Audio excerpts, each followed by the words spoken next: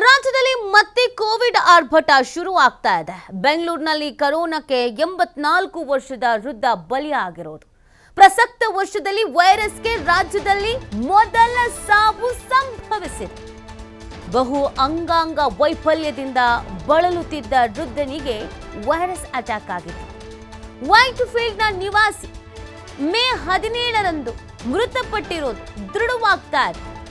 ಕೊರೋನಾದಿಂದ ಸಾವನ್ನಪ್ಪಿರೋ ಬಗ್ಗೆ ಆರೋಗ್ಯ ಇಲಾಖೆ ಮಾಹಿತಿಯನ್ನ ಹಂಚಿಕೊಳ್ತಾ ಇದೆ. ಈ ಮುಖಾಂತರವಾಗಿ ರಾಜ್ಯದಲ್ಲಿ ಈ ವರ್ಷದ ಕೊರೋನಾಗೆ ಮೊದಲ ಸಾವು ಸಂಭವಿಸಿದೆ.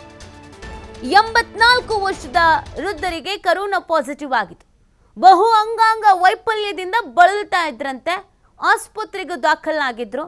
ಟೆಸ್ಟ್ ಮಾಡಿದ ಸಂದರ್ಭದಲ್ಲಿ ಕೋವಿಡ್ ಪಾಸಿಟಿವ್ ಅನ್ನೋದು ಗೊತ್ತಾಗಿದೆ. ಬಹು ಅಂಗಾಂಗ ವೈಫಲ್ಯದಿಂದ ಬಳಲುತ್ತಿದ್ದ 84 ವರ್ಷದ ವೃದ್ಧ ಈ ಮುಖಾಂತರವಾಗಿ ರಾಜ್ಯದಲ್ಲಿ ಕೊರೋನಾಗೆ ಮೊದಲ ಬಲಿಯಾಗಿರೋದು. ರಾಜ್ಯದಲ್ಲಿ ಈಗಾಗಲೇ 38 ಕೇಸಸ್ಗಳು ಆಕ್ಟಿವ್ ಆಗಿದೆ ಅನ್ನೋದ್ರ ಬಗ್ಗೆ ವರದಿ ಆಗ್ತಾ ಇತ್ತು. ಕೊರೋನಾ ಬಗ್ಗೆ ಹೆಚ್ಚಿನ ಜಾಗರೂಕತೆಯಿಂದ ಇರಿ, ಎಚ್ಚರಿಕೆಯಿಂದ ಇರಿ, ಅಲರ್ಟ್ ಆಗಿರಿ ಅನ್ನುವಂಥ ಮಾರ್ಗಸೂಚಿಯ ಬೆನ್ನಲ್ಲೇ ಈ ಸಾವು ಅನ್ನುವಂಥದ್ದು ಒಂದು ಆತಂಕಕ್ಕೆ ಕಾರಣ ಆಗಿದೆ.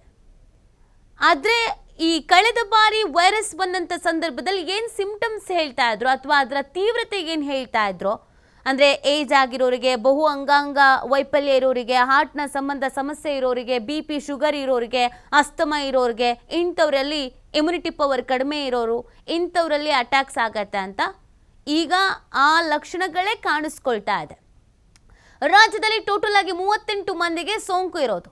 ಇದುವರೆಗೆ 108 ಮಂದಿಗೆ ಕೋವಿಡ್ ಟೆಸ್ಟ್ ಅನ್ನು ಮಾಡಿದ್ದಾರೆ.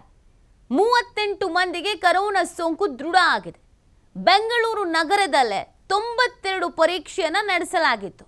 ಇದರಲ್ಲಿ 32 ಮಂದಿಗೆ ಸೋಂಕು ಇರೋದು ಖಚಿತ ಆಗಿದೆ. ಬಳ್ಳಾರಿಯಲ್ಲಿ 1, ಬೆಂಗಳೂರು ಗ್ರಾಮಾಂತರದಲ್ಲಿ 1, ದಕ್ಷಿಣ ಕನ್ನಡದಲ್ಲಿ 1, ಮೈಸೂರಲ್ಲಿ 2, ವಿಜಯನಗರದಲ್ಲಿ 1 ಸೇರಿ ಒಟ್ಟು 38 ಸೋಂಕು ವರದಿಯಾಗಿರೋದು. ನೋಡಿ, 1, 2, 3, 4 ಅಂತಿದ್ದಿದ್ದು 38ಕ್ಕೆ ರೀಚ್ ಆಗಿಬಿಟ್ಟಿದೆ. ಸೊ ಹಾಗಾಗಿ ಬಹಳ ಎಚ್ಚರಿಕೆಯಿಂದ ಇರಬೇಕು ಅನ್ನುವಂಥ ಸೂಚನೆಯನ್ನು ಕೂಡ ನೀಡಲಾಗ್ತಾ ಇದೆ.